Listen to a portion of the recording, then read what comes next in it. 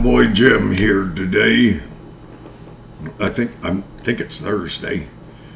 I actually go to work tomorrow.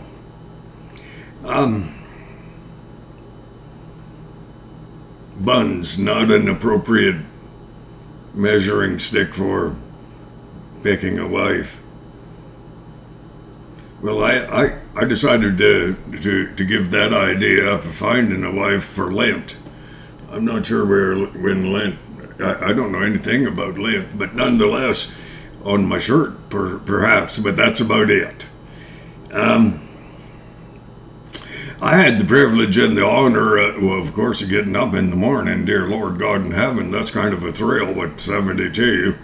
And I met a young man at work, and he explained to me in grave detail that if you are contemplating the whole endeavor, which seems now to be a little fruitless, of finding a wife, you might be well advised to have a list.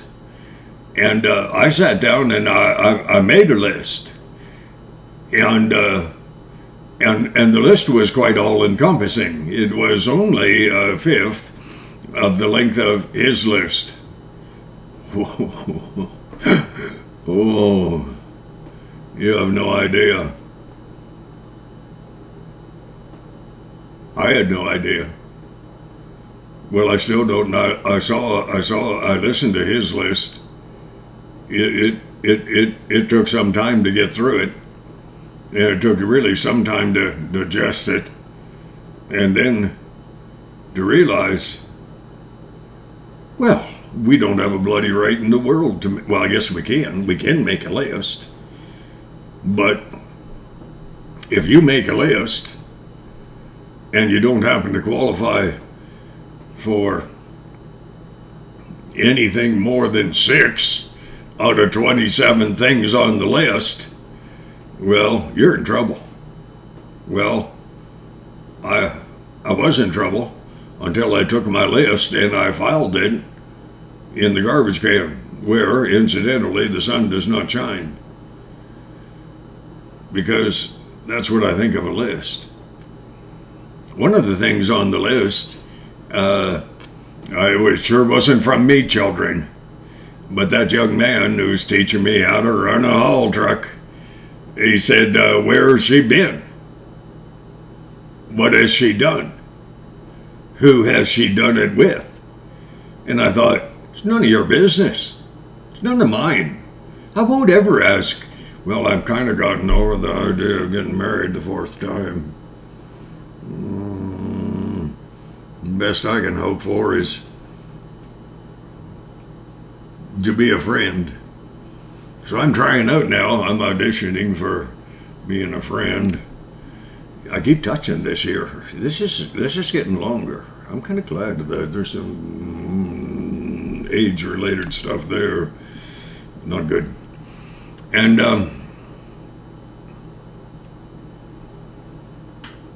that young man, he was sincere.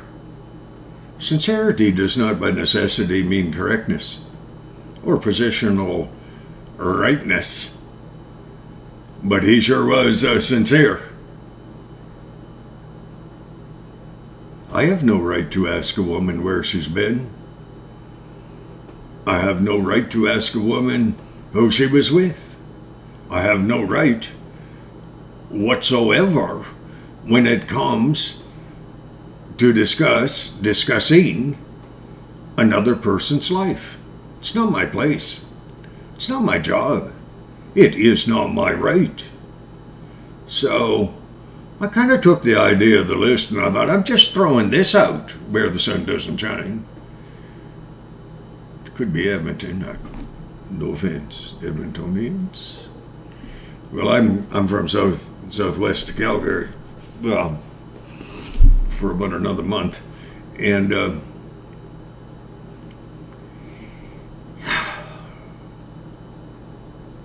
I did notice on my YouTube things, this would be my 82nd YouTube video, and I'm not sure that they're getting better. I don't think they're getting worse, First one was, whoa, children, oh. Chewed a little too many testosterone that day that I did that one. The black-haired warrior woman, my little sisters, I have 3 of them. They haven't really yet started to talk to me since I mistakenly suggested they should possibly take a look at that one. Not a good idea. My eldest son, who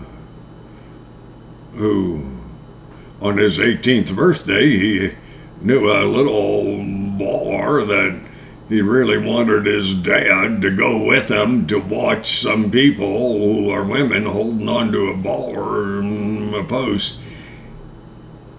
Not a good thing, children. My son said, "What do you think of that, Dad?" I said, "I don't think I have ever seen in my entire life eyes that were more sad than that one lady, which is about all I could handle. I'm no prude. I'm Irish. But I've been married and divorced 3 times. I never once committed adultery." Well, I mean,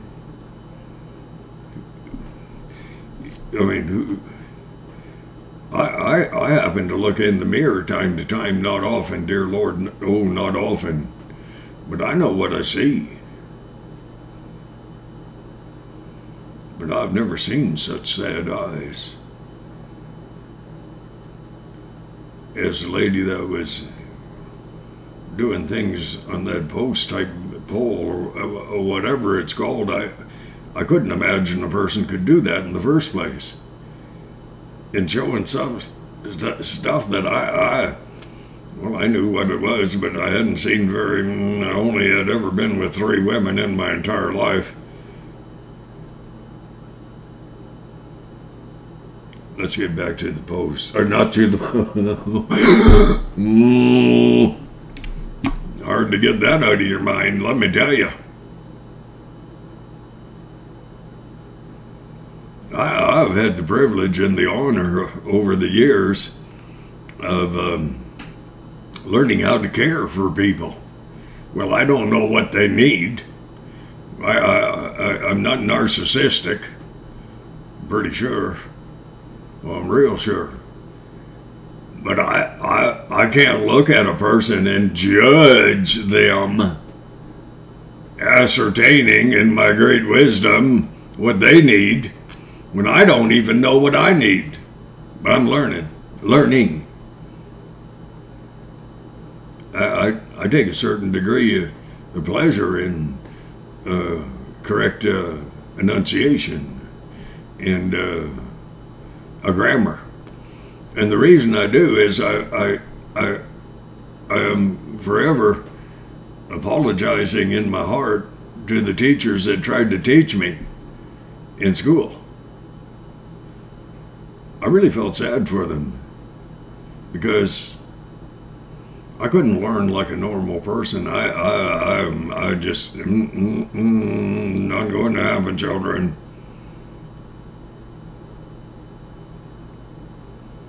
A list. Christmas. Check it twice. I didn't want to check it the first time.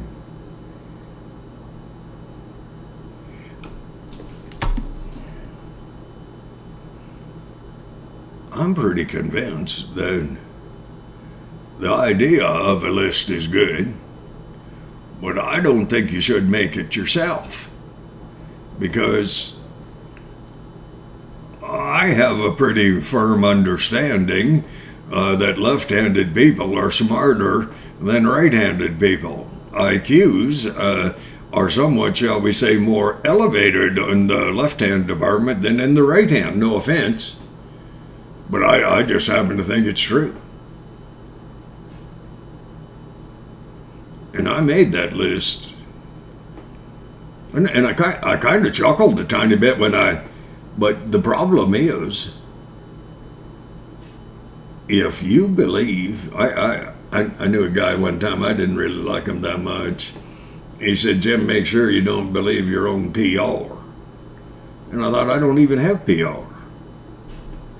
But he thought I did. Perhaps I did. I didn't even know it. I didn't have a clue. That is a resounding, repeated line in quite a few of the subject matters that I try to encompass and contain and digest and sort through and delineate about. I don't have a clue.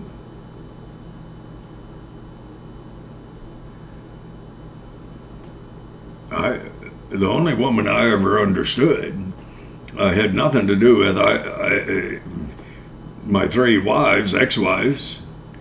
The only woman I ever understood was my mother. And I guess the reason that I understood my mom was I respected her so much. She taught me how to be a man. Well, as much as I am capable of emulating what she was trying to teach. I'm definitely a man. Because I don't understand women. And I do believe it takes a man not to understand a woman. Well, I hope so. Because I am a man, and I don't understand women. Not at all.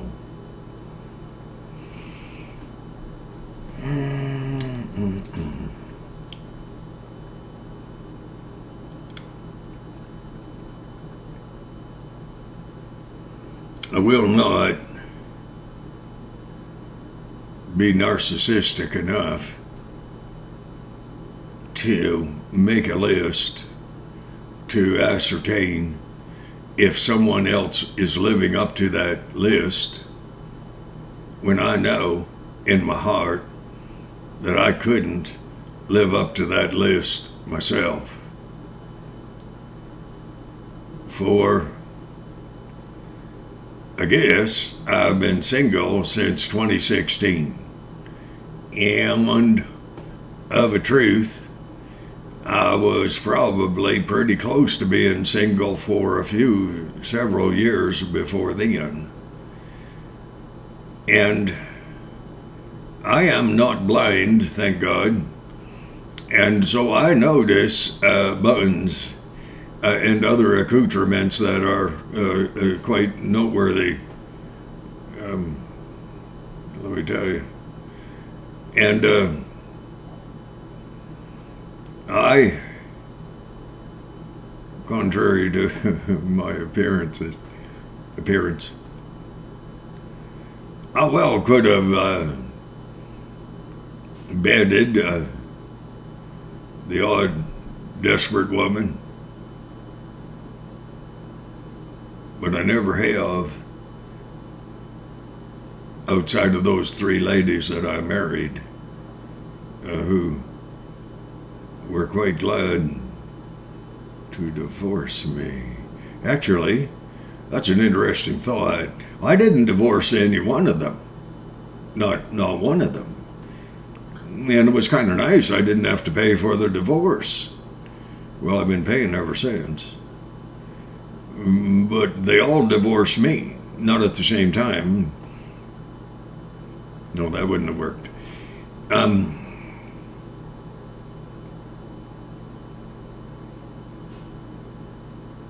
I am absolutely reverential of women. You may not realize that, but I am. Because my mom taught me how to be a man. She taught me how to fight. She taught me how to ride horses. She taught me how to love. She taught me how to honor women. And I don't fit in real well nowadays. I choose not to walk through a door ahead of a lady. I will open the door, and half an hour later we'll still be standing there, and she'll be looking at me like I'm not going through the door. Not being into male chauvinism. It's not male chauvinism, dear Lord. It's called fundamental politeness. I think it's wrong to walk through a door ahead of a lady. I watch how men behave nowadays. When my boys were 14, my eldest, he said, we were in town. I saw a man walking on the inside next to the store, and the lady was on the outside getting ready to get sprayed with water or something or run over. And I said, his name's Scott. I said, Scott, he said, Dad, stop it. I said, stop what? He says, you're going to tell me about the man that's not walking on the correct side of the lady? And I said, yeah. He said, listen, have you taught us everything that you know how to teach about how a man should behave towards a lady? I said, yeah. Well, he said, leave the rest of it up to us. That meant he and his little brother Joe, who's not little anymore. Joe at the time was 12, and Scott, I think, 14. And 3 o'clock in the morning, I had 2 phone calls at 3 o'clock in the morning. And one, thankfully, was from my eldest boy. His mother had long since divorced me and left. Nice lady. I washed her feet before she went. That's a fact. I gave her my blessing. She didn't need it. I gave it anyways. I won't judge people. I try not to. I judge myself harshly enough. There's no judging left in me for others. My son phoned one night at about 3 in the morning. He said, Dad? I said, yeah. He said, thank you. I said, what for? He said, for teaching us how to be polite. I said, well, it's kind of my job. Oh, he said, but do you realize that when you did your job, it enabled me to meet women like you would not believe? And I said, well, I never thought of that as part of the reason or justification for teaching you how to be respectful of ladies. Well, he said, but it really works. And I said, I'm really glad for you. And I confess, I know it works. Not because women want to feel diminished in any sense of the word, but most women that have met, have really wanted to feel respected. And I chose many years ago to respect and honor women, not because they're weaker. Quite frankly, they're smarter. And on several occasions, stronger than I am. I used to cut a fairly wide swath. The problem was no one noticed I was walking by.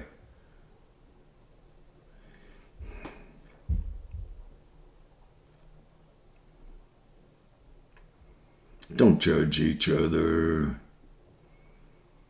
It's not polite.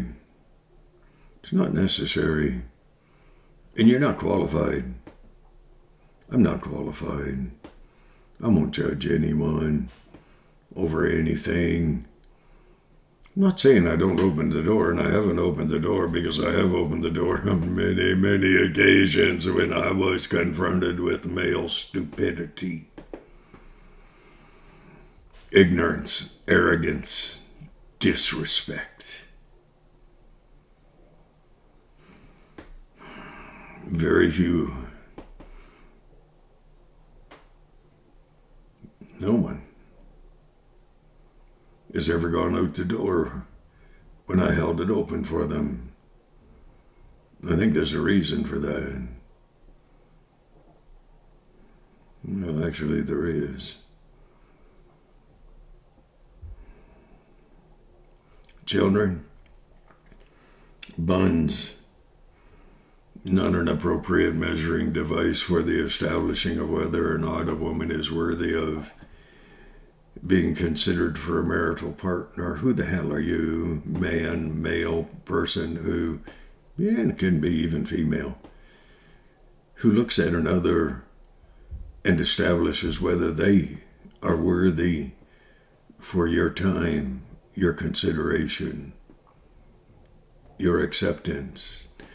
I am trying out for the honor of being a lady's friend, and I don't know how to do it.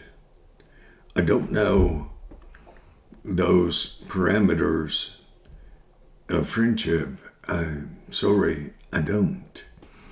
I have been a little bit rough over the years, and that is an understatement that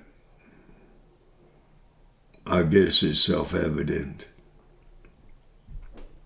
It is, probably it is.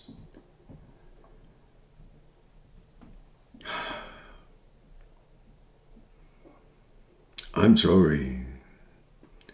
It is the way I am. Doesn't mean I have to continue and stay the way I am. I'm open for improvement. I'm hoping for improvement.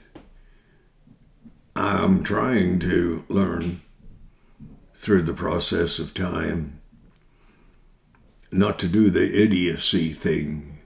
That's where you do the same stupid thing over and over and over and over again and hope for a different result. Well, that's pretty stupid. But it is what people do. And quite possibly I've done as well. I hope to discontinue that in the future.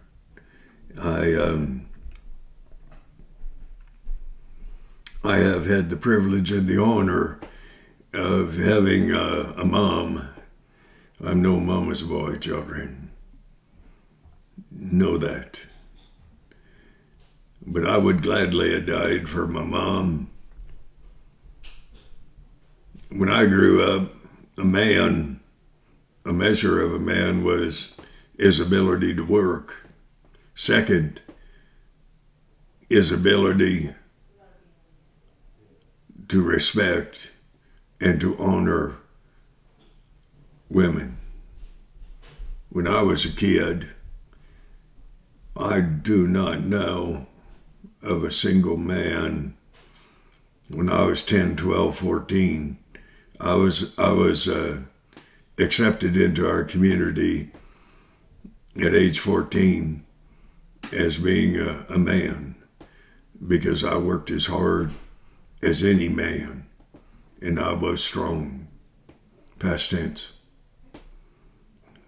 Not funny.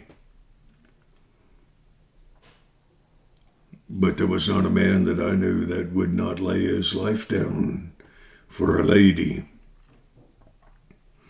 Ladies have changed. Perhaps they had to. I don't know. I believe they have changed. Ladies have become independent. It's a good thing. Because when you learn to depend on people who are not worthy of your faith in them, it tends to teach women to walk in a different direction, not rely on, count on, nurture. True love. Most people don't know what true love is. They think of it as the fulfillment of their own desires, and that's not being a man. I'm pretty sure that I have quite a bit figured out about what I would have to be were I to find a woman who I wasn't too old to be with, nor too rugged. I am rugged. It's unfortunate. But I don't want to become a pussy. I doubt very much that could ever happen. But I don't want to be so hard that I take myself out of the potential for being accepted by a lady.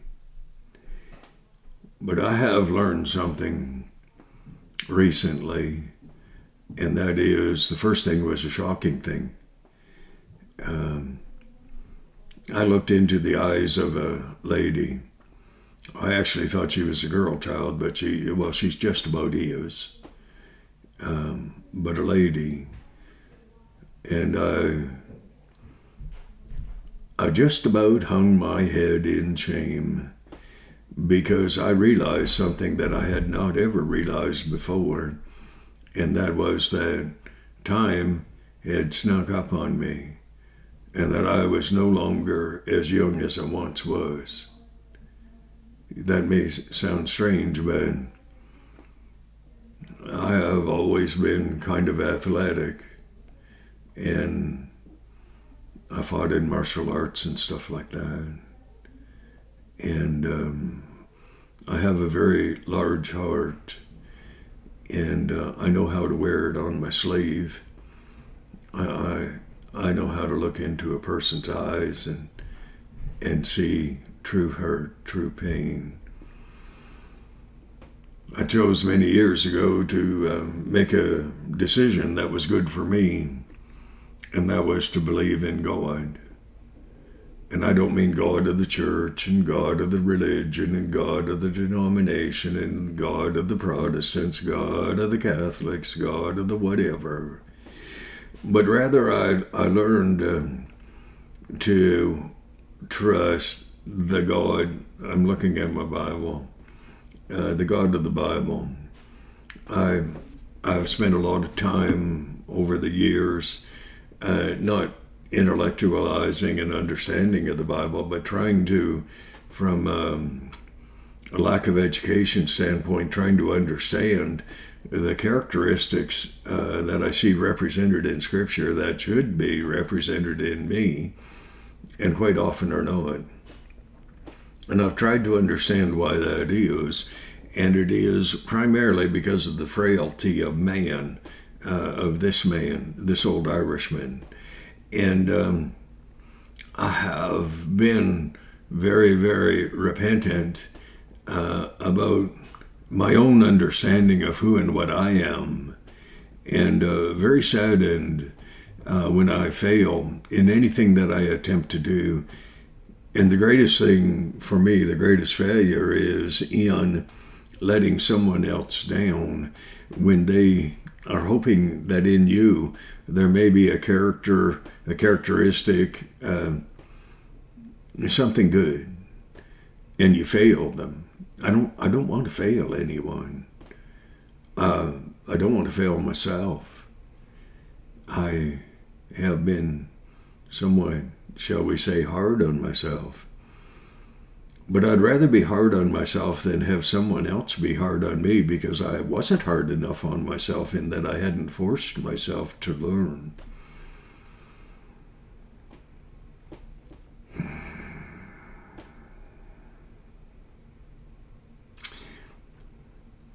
Make a list and see if somebody else can live up to the standards that you yourself know you can't live up to.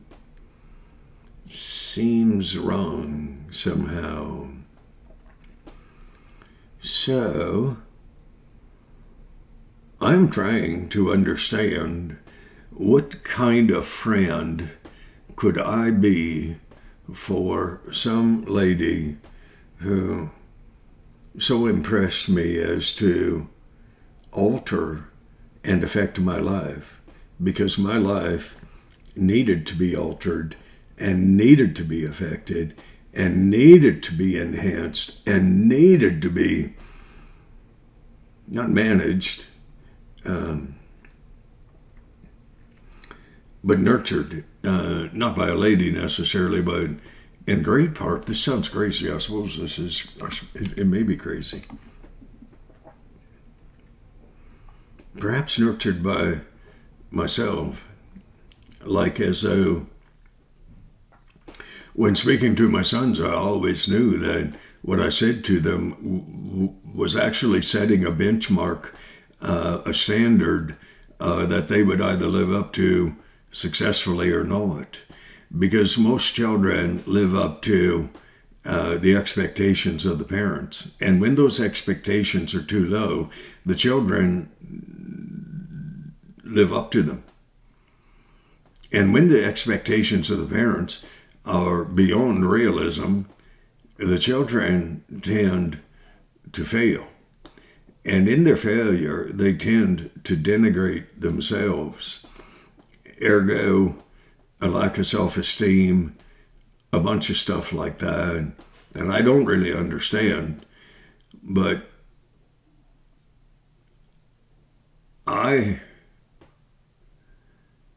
perhaps I countered my own insecurities with bravado, with an unrealistic amount of testosterone that belied my own insecurities. And so I became someone dominating, not of women, not of horses, not of children, but I dominated the immediate area whereupon I was walking. I tried diligently to honor God and to honor my mother by respecting women and caring for kids and protecting livestock.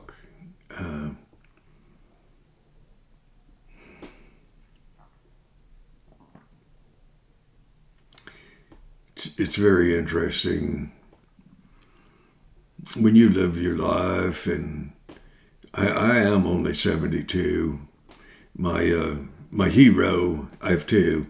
One is Caleb out of the Old Testament. Joshua and Caleb were the two spies that weren't afraid, and they had gone into the promised land with another 10, one from each tribe.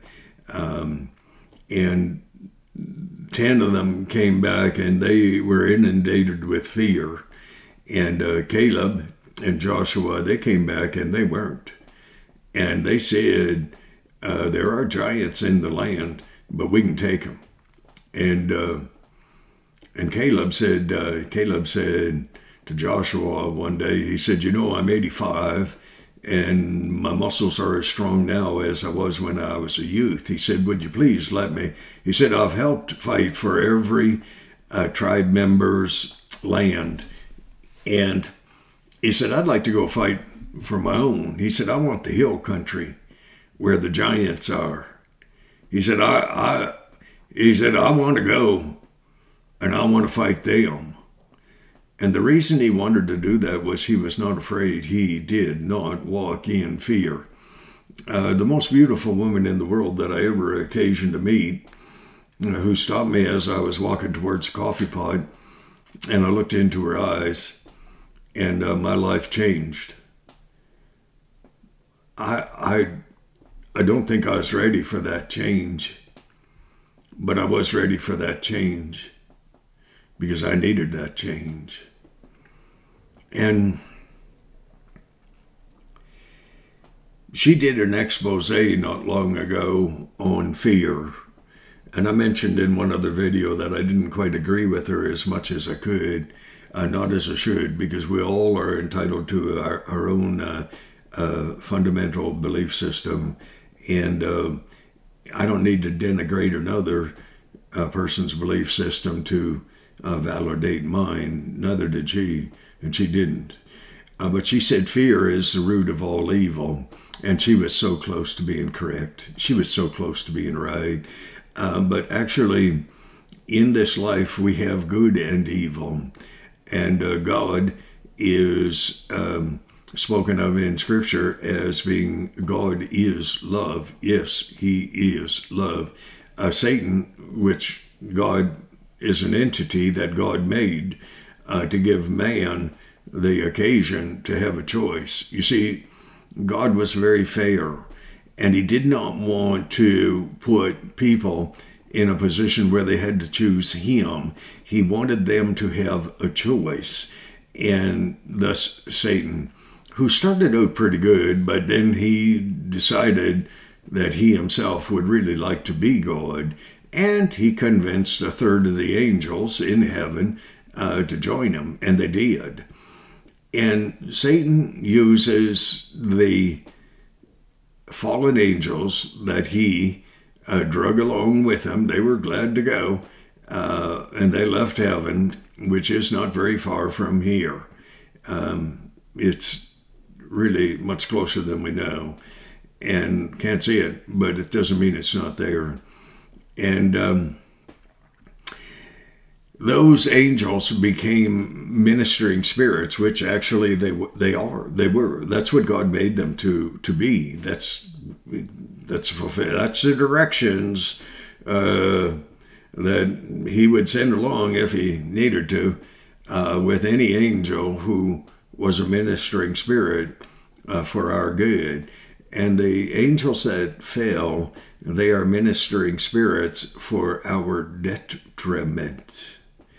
And so Satan would turn those fallen angels, demons, evil spirits, almost like a person would sick a dog on someone. And one of the titles that are given to those angels is that they minister in the area of fear. Let's go back to the most beautiful woman on the earth. As far as I'm concerned, I've never met anyone as beautiful as her. And she said, fear is the root of all evil.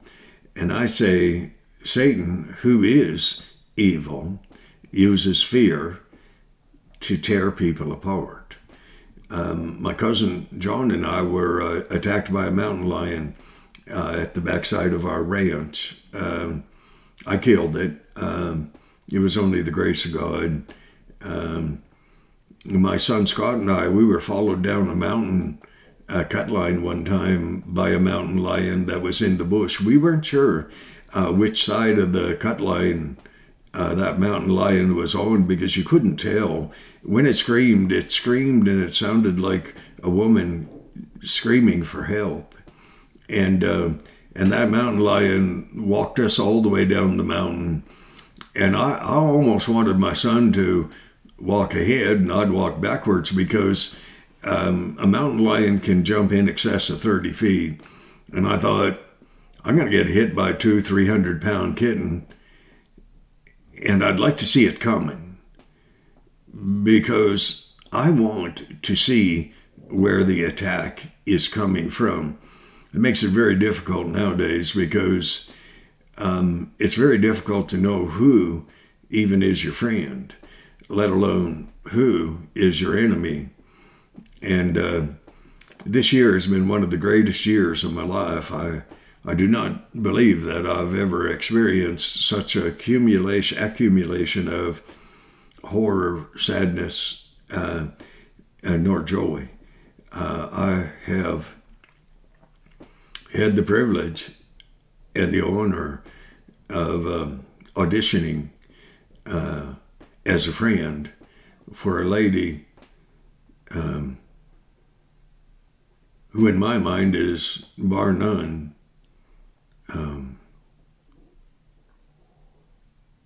spectacular.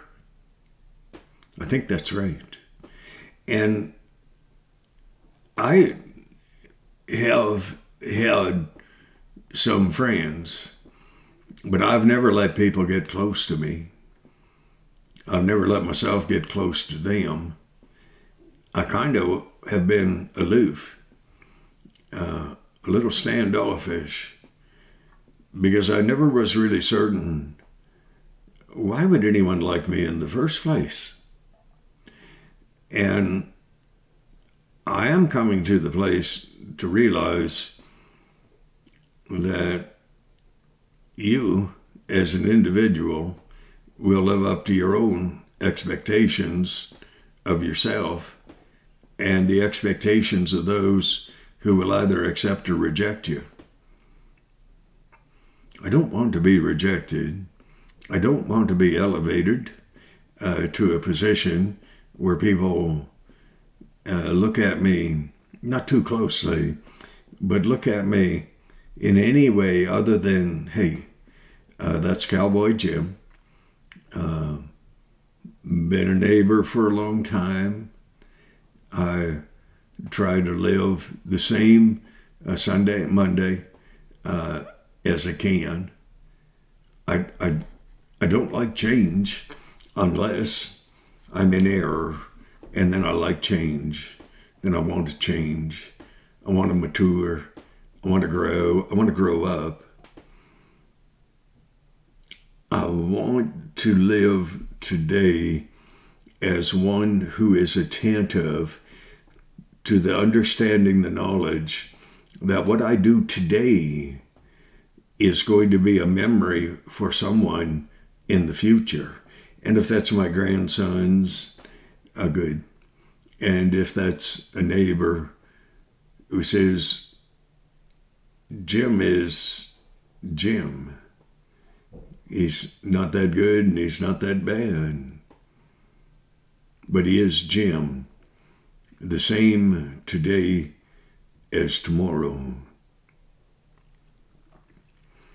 I don't know if I'll fully understand what I've been trying to say in this lifetime. I know this. I won't ever make another list because I am not God. And I think if a person makes a list to ascertain if someone else lives up to that standard that they themselves cannot live up to, if you're honest, you realize we set goals for ourselves that are fundamentally unattainable. I set work-related goals that are not possible to attain unto, because for me it gives me a challenge. And I don't know how to be a friend. Can you tell me how many times a day a friend will text the friend who they admire, respect, don't hold on a pedestal? We're all human children. But I don't know. I don't know the parameters. I don't know. A friend to me has always been someone who perhaps was in need and I could help them. Were they my friend? Yeah, I think so. I don't judge them. I can't judge people. I refuse to judge people. I just want to be available to say, hey, if you need a shoulder, not if you're a man, not if you're a man. Don't come near me. Not because I'm insecure in my maleness. But if I had a choice, I would rather have not any woman. I would rather have the only woman who I fell in love with, who is the lady that I hope to qualify as a friend of hers. I don't hope to be the best friend she has. I hope to be the best friend that I can be. I don't have to win, but I have to know that I've done my best. And that is how I live. not being the best, but being the best that I can be. Okay, I'm going to try to sum this up.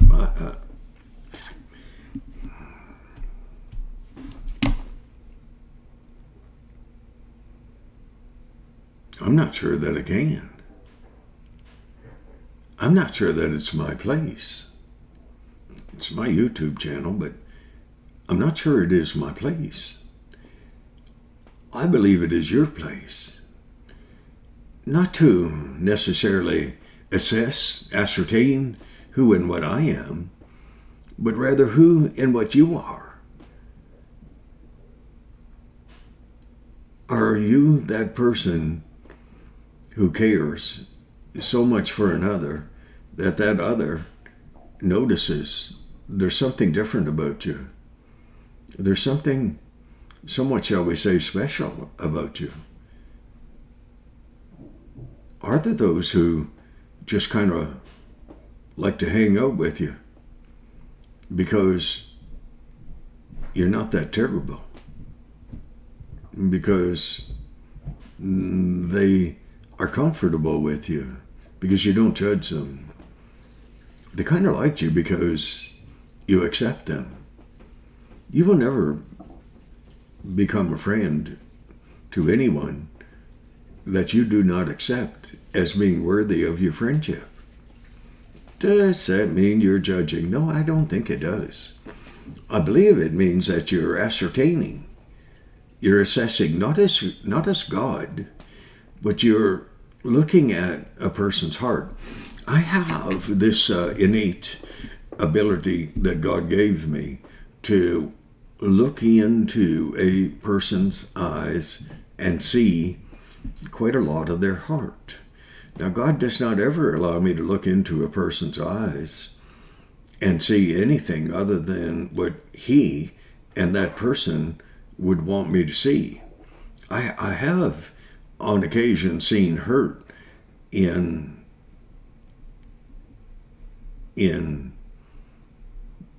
the most beautiful eyes I've ever looked into. And I try to understand, as I try to understand others, even as I try to understand myself. And I know that sounds crazy. I am Irish. I'm going to sum this up. I don't know how to do it. I don't have a clue. But there is one thing that comes to mind. All ye who are weary and heavy laden, Jesus said this, take my yoke upon you, for my burden is light. I'm going to have to look that up because there's more to that verse. And I'm missing something here. Big. When I talk to my sons, my grandsons, my sisters, we never ever hang the phone up without saying, I love you. God bless you. One of the hardest things for me in auditioning,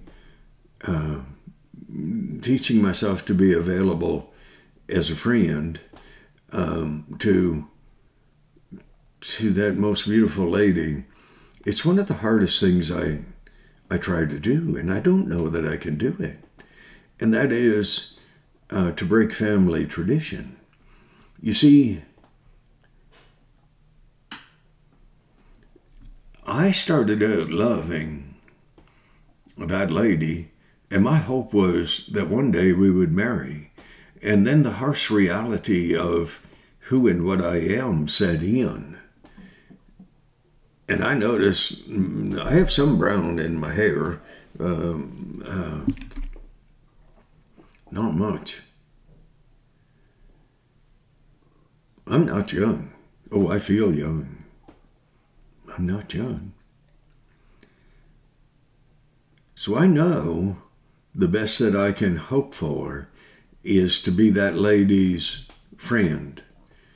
The best friend for her that I can be. I don't know how to do it. And I don't know how to hang the phone up, because in our family we have never done this.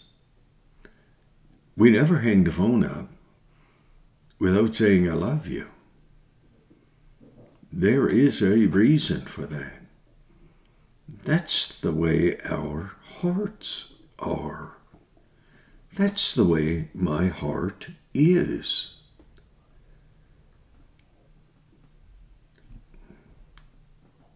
Some people find it very easy to say, nice day out. I find it very easy to say, God bless you. I truly love you. And I can't say that to anyone other than my family and that woman whom I do love. So I don't know how I'm ever going to get to the place where I can say to her, I love you, without her thinking that I'm still delusional enough to think that at nearly twice her age, I'm thinking of myself as a potential marriage partner for her. Oh, dear Lord God in heaven, oh crap. For her. Oh, jeez. Oh, that's scary. But I'm working on it. Boy, do I have a lot of work to do. I have time. I'm kind of glad of that. I mean, I'm kind of glad of that.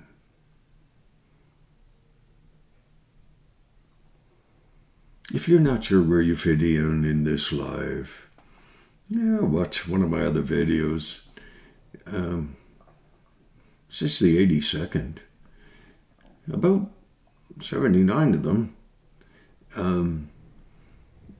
I said how you can be at peace with God. Might as well say it now. I guess I already am doing it. Just ask God to forgive you. Accept the fact that Jesus Christ suffered, bled, and died on the cross for you. Don't be like somebody else. That's stupid. Be like yourself. Change in those areas wherein you need change. Be nice for once. Be pleasant. Care for people. Reach out and touch a heart. Make a difference.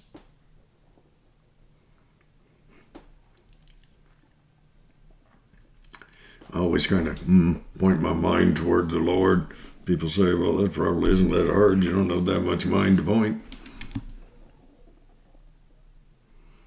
I have perhaps more mind than you might think. Perhaps not as much as I think I have. I should have had my IQ checked. It would only have been a reflection of the possibility of how my mental acuity is functioning. God bless you. Make a list if you have to. Realize that there's more to finding someone to love than their fulfilling a list that quite possibly you couldn't fulfill for them yourself. You make a list if you want. Realize this, other people make lists. I think it is a grave mistake to make a list. I think that living by your heart is the way to go, but being attentive to who it is that you're letting yourself fall in love with. I fell in love in less than 4 minutes. God has been very kind to me. That lady, and I haven't seen her physically. I haven't seen her 4+ months. I have not looked upon her face. I look forward to that one day. But I am getting to know her. And boy, she sure does impress me. I mean, she impresses me. I'm kind of glad. I'm real glad. Well, God bless you. Sure wasn't very humorous today, eh? Well, there's more to life than humor, isn't there? But life does need a little humor. So I have a couple of funny videos on here. Apparently my grandson thinks so. God bless you. Look up. Your redemption draweth nigh. Please don't become religious. It's terrible. Please be attentive to your heart, your spirit, your soul. Take care of baby children. Turn any abusers in that you run across. Don't let people pick on children. Don't let people pick on women. Thank you. Thank you. God bless.